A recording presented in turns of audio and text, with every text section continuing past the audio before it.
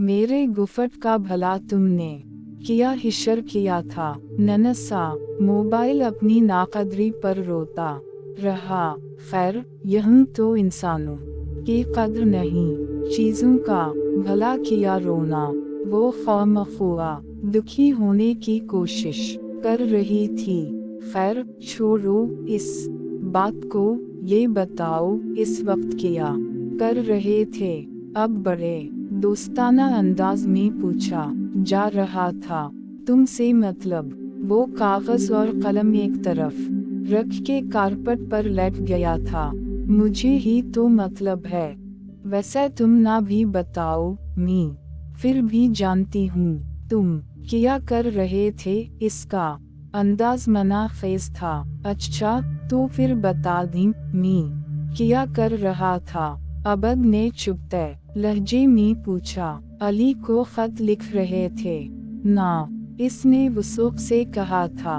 वो चुप गया। वो उसी तरह इसे चौनकाए रखती थी। ना चाहते हुए भी वो सोचने पर मजबूर हो जाता था कि वो है कौन। कम अज कम इस के करीब कोई ऐसी लड़की नहीं थी जो इसके रोजमर्रा मामूलात तक से बाखबर रहती।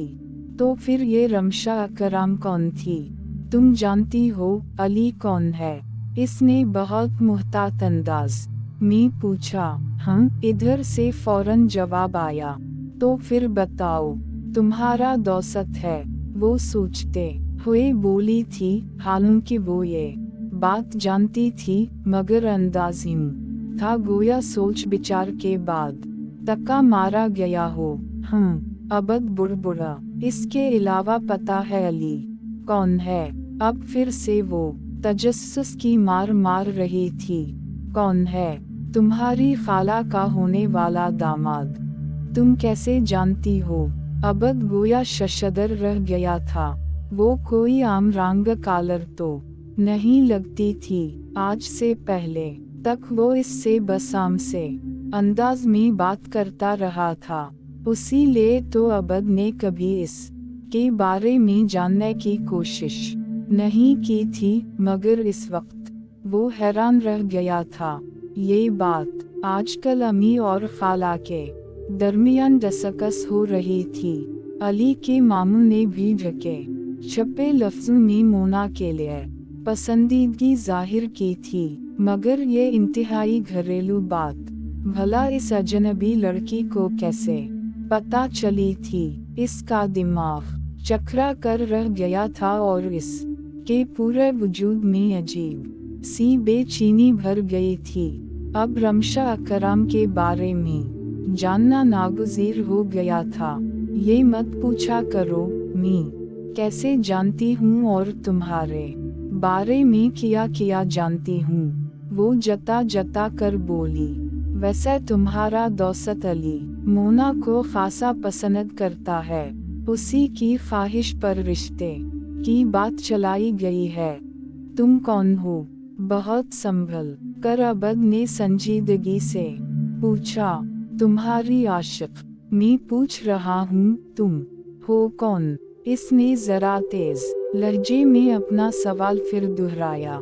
रमशा अकराम तुम्हारी राह में खड़ी मुंतज़िर मोहब्बत, तुम्हारी नज़र इल्तिफात की बौनद को तरसने वाली खुशक ज़मीन। तुम मुझे अफसानवी बातों में उलझा नहीं सकती।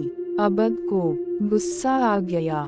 तुम्हें अपनी बातों में नहीं मोहब्बत में उलझाना चाहती हूँ, मगर तुम हो कि दामन बचा कर निकल जाते हो।